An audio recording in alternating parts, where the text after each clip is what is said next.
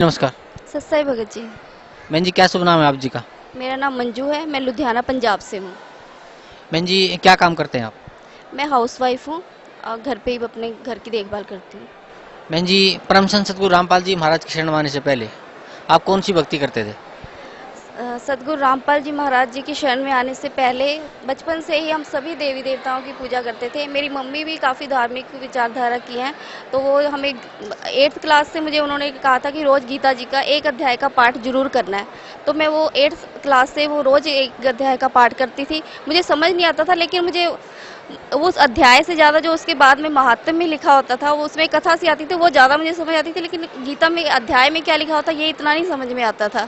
और साथ में व्रत रखते थे और सारे देवी देवताओं की पूजा करते थे और यही सब करते थे। और जब मेरी शादी हुई, शादी के बाद हमने शादी के साल ही हमारे लुधियाना में संत आसाराम बापू जी आए थे, तो हमने उनसे नाम दीक्षा ली थी और उनके बताए मार्ग पर भी हम चल रहे थे जैसे वो बताते थे। बहन जी, जैसे अभी आप बता रहे थे कि आपने संत आसाराम जी से दीक्षा ली थी, तो संत आसाराम जी ने आपको क्या मंत्र जाप करने के लिए दिया था? उन्होंने हमें, जब हम वहाँ सुबह दीक्षा लेने गए, हम दोनों हस्बैंड वाइफ गए थे, तो उन्होंने हमें 8-9 मंत्र लिखवा दिए थे, बताए थे 8-9 मंत्र, और कहा था कि जिसको जो अच्छा लगता है वो इनमें से एक चुन लीजिए, और जो हस्बैंड वाइफ पति पत्नी बैठे हैं तो वो अपना एक ही मंत्र रखें। तो हमने ओम नमः शिवाय मंत्र अपने आप ही उसमें से हमें ठीक लगा तो वो ले लिया था, क्योंकि हम पहले से भी शिव जी की भक्ति भी करते थे। यानी कि आपके कहने का तात्पर्य है कि जो आसाराम जी के शोकेस में 7-8 मंत्र रखे हुए थे और आपने जो अच्छा लगा, जैसे आप पहले शिव जी की भक्ति करते थे तो आपने उस ओम नमः शिवाय को आपने वहाँ से चूज कर लिया। तो बहन जी, जो मंत्र आसाराम जी द्वारा आपको दिया गया था ओम नमः शिवाय, या मैं कहूँगा कि उसके जो शोकेस में 7-8 मंत्र रखे हुए थे उनमें से आपने जो ओम नमः शिवाय चूज किया, उस मंत्र का जाप आपने कितने दिन तक किया? उसका मंत्र का जाप हमने लगभग 10 साल किया, और उस दौरान हमारे मतलब भला तो क्या होना था, मुसीबतें एक के बाद एक आती रही। मतलब उन मंत्रों से हमें कोई लाभ नहीं हुआ। बहन जी, परम संत सतगुरु रामपाल जी महाराज की शरण में आप कैसे आए? सतगुरु परम संत रामपाल जी महाराज जी की शरण में हम ऐसे आए कि 2004 में जब आस्था चैनल पे गुरु जी की सीडी चली थी कुछ दिन, तो एक दिन अचानक ऐसे ही बैठे हुए हमारे भगत जी ने वो लगाया हुआ था टीवी, तो वो चैनल वैसे ही बदल के देख रहे थे, जैसे देखते रहते थे। हम हर संत का भी सुनते रहते थे, बहुत सारे संतों के आते थे प्रवचन। तो अचानक ही गुरु जी का लग गया, तो गुरु जी गीता दिखा रहे थे, उसमें से बता रहे थे उंगली से कि ऐसे ऐसे ये है। तो उनको इंटरेस्टिंग सा लगा, क्योंकि ऐसे कोई बताता नहीं है साथ में ग्रंथ खोल के। तो उन्होंने देखा, एक दिन सुना, 2 दिन सुना, लगभग उन्होंने 20-25 दिन सुना। मुझे भी बोला कि तुम भी सुनो इसको, ये कुछ अलग ज्ञान बता रहे हैं। लेकिन हम संत आसाराम बापू जी के शरण में थे, तो उनकी हमें यही शिक्षा दी हुई थी कि कभी गुरु नहीं बदलना होता, कि गुरु बदलना तो पति बदलने जैसा है, महापाप है। उनकी जो आसाराम बापू जी की बहुत सारी किताबें मैंने पढ़ी थी, गुरु महिमा है, श्राद्ध महिमा है, बहुत सारी उनकी पुस्तकें, मैं लगभग सारी पुस्तकें पढ़ी थी। तो मैंने पढ़ी हुई थी गुरु महिमा वाली भी, उसमें सारा दिया था कि गुरु तो बदलना ही नहीं होता। तो मैंने इस डर से मुझे ये था कि अब ज्ञान वो कुछ भी बता रहे हैं संत रामपाल जी महाराज, तो हमने तो गुरु बनाया हुआ है, हमने गुरु अब बदलना नहीं होता, ये तो महापाप है। तो मैंने उनका बिल्कुल नहीं सुना ही नहीं। और मैंने इनको भी कहा कि इनको लगता था कि हम भक्ति ना हमारी ठीक नहीं है, क्योंकि हमें ऐसा कोई कुछ भी ऐसा कोई अनुभव नहीं होता था, तो इन्हें लगता था कि हमारी भक्ति ठीक नहीं, पहले से ही लगने लग गया था कुछ 6-7 महीने से। और ये उस बीच में राधा स्वामी वाले भी हमें मिले थे, और कबीर साहब की जो वाणी थी हमें बहुत पहले से ही आकर्षित करती थी, उनके दोहे बहुत आकर्षित करते थे।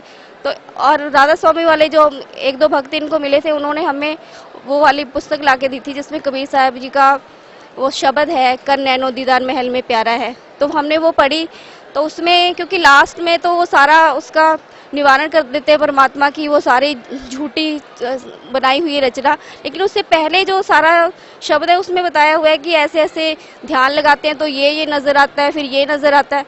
तो इनको लगता था कि हमें जो बताया गया है, जो हम करते हैं, जो आसाराम बापू जी ने बताया, तो हमें तो कोई ऐसा कुछ दिखा ही नहीं आज तक। तो इनका ध्यान वहाँ से हटने लगा था, और राधा स्वामी के हम जाने वाले थे, तो 1-2 इतवार हम जा नहीं पाए, किसी कारण से कोई और काम आ गया। तो इसी बीच में इन्होंने संत रामपाल जी महाराज जी का वो टीवी पे देख लिया, और वो ज्ञान ऐसा था कि इनको मतलब सुनते ही नहीं, हो गया कि जो ये बता रहे बस यही सही है। और इन्होंने कहा कि मैंने वहाँ जाना है। फ़ोन किया वहाँ करौंथा आश्रम में, तो वहाँ से उन्होंने बोला कि अभी गुरुजी आश्रम में नहीं है, अभी गुरुजी जगह जगह जाके कर रहे हैं, तो आप थोड़ा रुक के आइए। तो इन्होंने कहा कि आप ये बता दीजिए कि सबसे पहले गुरुजी कहाँ पे कर रहे हैं सत्संग, इस वक्त जल्दी कहाँ हो रहा है। तो उन्होंने बताया कि अभी करनाल में होगा सत्संग। तो इन्होंने कहा कि ठीक है, आप मुझे बता दीजिए कहाँ पे होगा। तो उन्होंने हमें लुधियाना में एक भगत है नरेश कौशिक जी, उनका नंबर दिया और कहा कि आप उनके पास जाइए, वो आपको सारा कुछ बताएंगे। हम उनके पास गए, उन्होंने हमें बताया सारा कुछ और पुस्तक दी प्रभाषा प्रभु की और गहरी नज़र गीता में, और सारा बताया उन्होंने। मैंने वो पुस्तक पढ़ी, इन्होंने भी पढ़ी, और साथ में उन्होंने बताया भी करनाल में उस जगह पे होना है। तो जब वो सत्संग था 15 जून को 2004 को हम वहाँ करनाल पहुँच गए। मैं, मेरे हस्बैंड और मेरे सास ससुर। बच्चों को हम लेके नहीं गए थे, छोटे थे, और हमें था कि शायद बच्चों को नहीं नाम देते होंगे, तो हम इन्हें नहीं लेके गए। और हम 15 जून 2004 को जाके हमने वहाँ पे जाते ही हमने पहले गुरुजी, जैसे हम वहाँ गए, पहले तो हम वहाँ शाम को पहुँच गए एक दिन पहले, तो उस टाइम वहाँ पे कुछ भी नहीं था, पार्क खाली था जहाँ होना था। फिर हम सुबह दूसरे दिन आए, वहाँ पे हमारे कोई रिश्तेदार थे, उनके यहाँ रुक के सुबह आए, तो वहाँ पे लगा हुआ था, लेकिन संगत बहुत ही कम थी। और मुझे थोड़ा सा, क्योंकि मैंने ज्ञान सुना भी नहीं था और मैं इनके कहने पे आई थी, इन्होंने कहा था तू सत्संग सुन लेना, तुझे ठीक लगेगा नाम लेना, नहीं लगेगा तो कोई बात नहीं। तो मैं देखा कि संगत भी कोई ज़्यादा नहीं है, क्योंकि जब आसाराम बापू लुधियाना में कभी कभार आ पाते थे तो इतनी लाखों की भीड़ ऐसे हो जाती थी कि वहाँ पैर रखने की जगह नहीं होती थी। तो मुझे थोड़ा सा लगा कि यहाँ पे संगत भी कोई नहीं है। तो जैसे हम वहाँ गए, गुरुजी सामने से आ रहे थे, उस टाइम तो खैर क्योंकि मैंने ज्ञान नहीं सुना था, ऐसा कोई भाव नहीं था, तो सामने से गुरुजी हंसते हुए आ रहे थे और आके वहाँ गुरुजी का आसन लगाया हुआ था, बैठ गए सोफे पे आके। और मेरे हस्बैंड ने तो जाते ही उन्होंने कर दिया दंडवत प्रणाम की, और मुझे पता भी नहीं था कि ऐसे प्रणाम करते हैं। और मैंने फिर वैसे ही जैसे गुरुद्वारे में मत्था टेकते हैं मैंने भी टेका, और गुरुजी ने हमें पूछा कहाँ से आए हो, तो बताया कि लुधियाना से आए हैं। तो गुरुजी ने कहा देखो इतना बड़ा लुधियाना और ये 4 आत्माएं निकल के आई। उस टाइम मुझे कुछ ऐसा समझ में नहीं आया कि गुरुजी क्या कहना चाहते हैं। फिर गुरुजी ने पूछा कि बेटा सत्संग सुनने आए हो कि नाम लोगे, तो इन्होंने कहा कि गुरुजी दोनों काम करने हैं। तो गुरुजी कहते पहले नाम लो। तो गुरुजी ने हमें वहीं पे नाम दिया, और फिर नाम लेने के बाद हमने सत्संग सुना, और 5 दिन का वहाँ सत्संग था। 5 दिन के सत्संग में कम से कम मुझे इतना तो वहाँ पे ज्ञान हो गया था कि नहीं, ये जो बता रहे हैं ये बिल्कुल सही बता रहे हैं, क्योंकि सामने दिखा रहे थे, सारे प्रोजेक्टर भी दिखा रहे थे। तो इस तरह से हम संत रामपाल जी महाराज की शरण में आ गए। बहन जी, परम संत सतगुरु रामपाल जी महाराज की शरण में आने के बाद जो भक्ति सतगुरु रामपाल जी महाराज ने आपको दी है, उस भक्ति से आपको क्या लाभ मिला? देखिए, सबसे बड़ा लाभ तो पहले मैं ये यहाँ की जो सांसारिक लाभ हैं वो तो परमात्मा वैसे ही रूंगे में देते कहते हैं, और वो सच में वो तो हमें हर पल, मतलब कोई भी काम हमारा अटता नहीं है, ऐसे हो जाता है जैसे परमात्मा साथ ही रहते हैं। कैसे हो जाता है मुझे नहीं पता लगता, लेकिन सबसे बड़ा लाभ जो मैं मानती हूँ कि हमें वो सतमार्ग मिल गया, जिस पे चलकर अब हम आगे, अब कोई भ्रमणा नहीं रही कि जैसे पहले हम लगे हुए थे तो हम श्योर नहीं होते थे, कोई और कुछ बताता था कि नहीं वहाँ ऐसा होता है, वो संत ऐसे बताते हैं, तो जल्दी से डाइवर्ट भी हो जाते थे कि शायद वहाँ ज़्यादा लाभ मिलता हो। लेकिन अब जो गुरुजी ने ज्ञान दिया है उसने हमें एक सही मार्ग दे दिया, और साथ में प्रूफ्स दिखाए हैं इतने सारे, उससे बिल्कुल क्लियर कर दिया कि यही मार्ग है, सच्चा भक्ति मार्ग यही है, और इसी मार्ग पे चलकर हम सच में उस मोक्ष को प्राप्त कर सकते हैं जिसकी आज तक सभी लोग तलाश करते आए, ऋषि मुनि तलाश करते आए हैं, और हमें वो सत्य भक्ति मार्ग मिल गया। सबसे बड़ा लाभ ये है।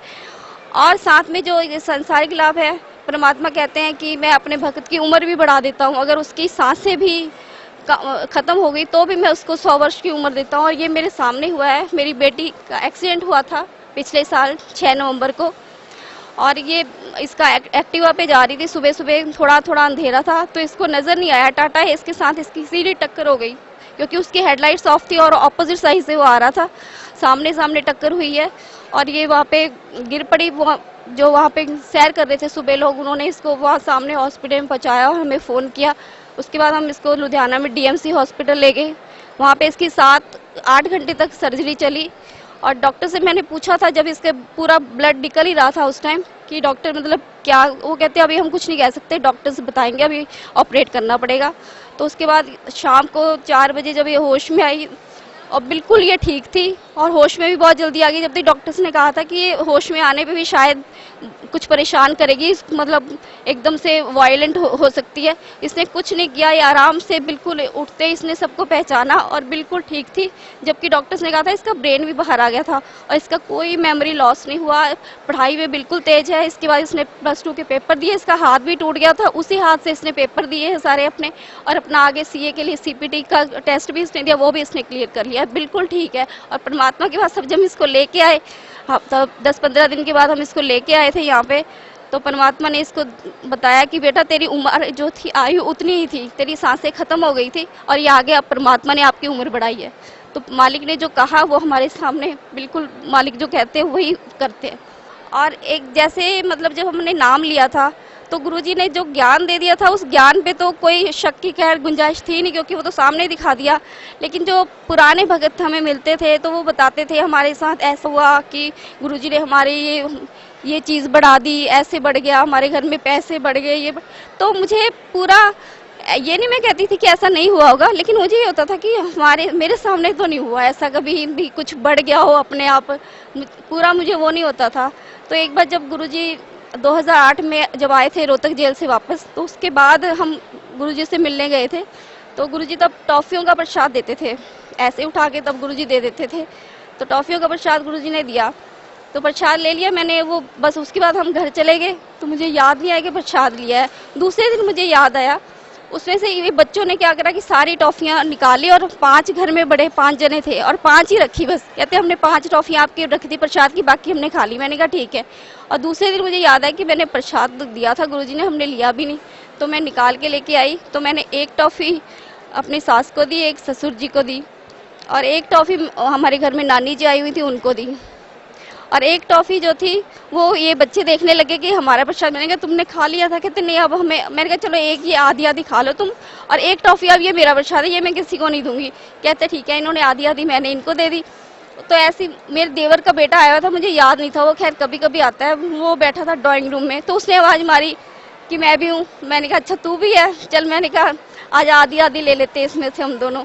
तो मैंने वैसे मेरे पास आके बैठ गया, और मैंने रैपर समेत ये टॉफ़ी तोड़ के खोल के आधी उसके मुंह में डाली, और आधी में ऐसे ही सामने टीवी पे वैसे ही चल रहा था कि लॉबी में बैठे हुए थे, तो मैं ऐसे ही टॉफ़ी खोल के आधी अपने मुंह में डालने लगी।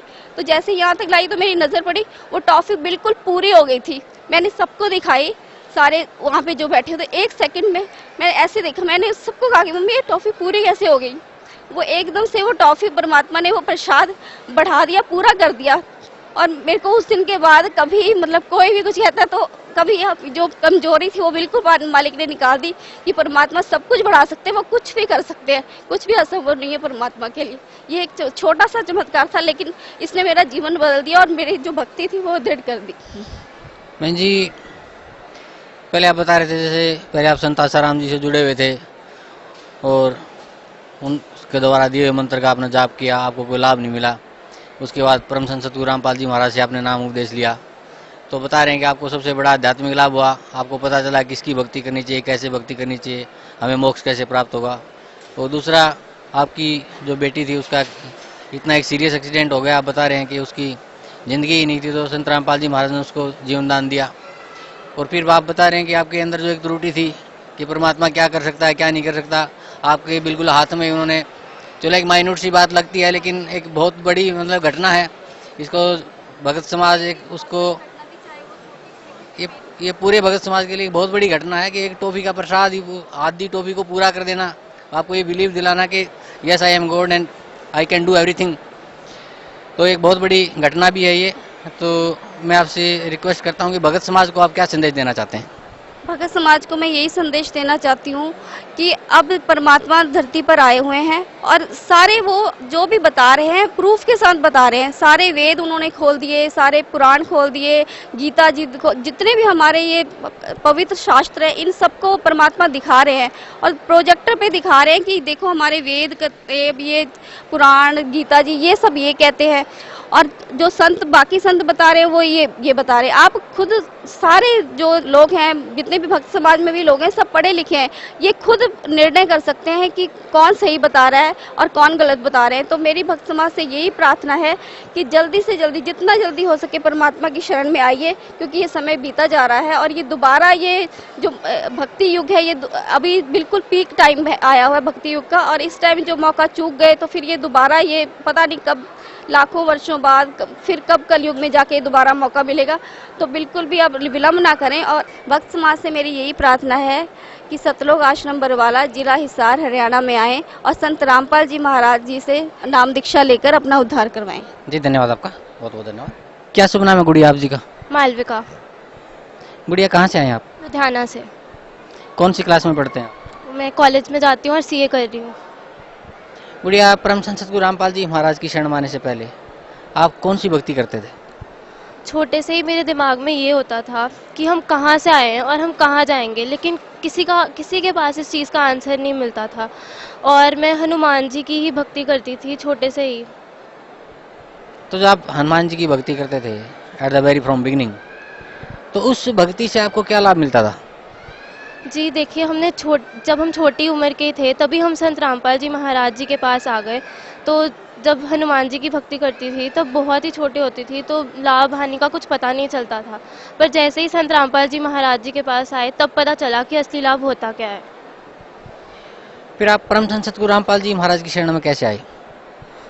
जैसे कि मम्मा ने बताया था, पापा ने टीवी पर देखा, गुरुजी का सत्संग आस्था पे आ रहा था 2004 में। तो उसके बाद पापा को बहुत अच्छा लगा, तो मम्मा पापा सबने नाम लिया, उसके बाद हमने भी नाम ले लिया। गुड़िया, परम संत सद्गुरु रामपाल जी महाराज से नाम उपदेश लेने के बाद आपको क्या लाभ मिला? जी लाभ बहुत ज़्यादा मिले हैं। सबसे बड़ा तो आध्यात्मिक लाभ मिला कि हमें वो रास्ता मिल गया जिसे हम छोटे से ढूंढ रहे थे, वो हमें मिल गया। और फिर उसके बाद मेरा बहुत ज़्यादा मेजर एक्सीडेंट हुआ पिछले साल नवंबर में, और मेरा ब्रेन बाहर आ चुका था। और उस टाइम मेरी 8 आवर्स की सर्जरी चली और 3 डॉक्टर्स की टीम ने ऑपरेट किया, और कुछ पता नहीं था कि मैं बचूंगी कि नहीं। और अब जब मेरी अपॉइंटमेंट होती है, डॉक्टर्स ने मुझे बताया कि मेरा ब्रेन तक बाहर था और बिल्कुल भी श्योरिटी नहीं थी कि मैं बचूंगी कि नहीं। और वो सब खुद कहते हैं कि तुझे तेरे गुरुजी ने ही बचाया है। तो गुरुजी ने मुझे जीवन दान दिया है। और जैसे ही मैं आश्रम आई एक्सीडेंट के बाद, तो गुरुजी ने मुझे बोला कि बेटी तेरा जीवन और आगे नहीं था, ये तुझे परमात्मा ने भक्ति के लिए दिया है। तो ये सबसे बड़ा लाभ हुआ मुझे मेरी ज़िंदगी में। So there have been many benefits which I have received by taking Namdan from Jagat Guru Rampal ji. गुड़िया, what message would you like to pass for Bhakt Society? See, the message I would like to give everyone is that, like everybody says, God is one.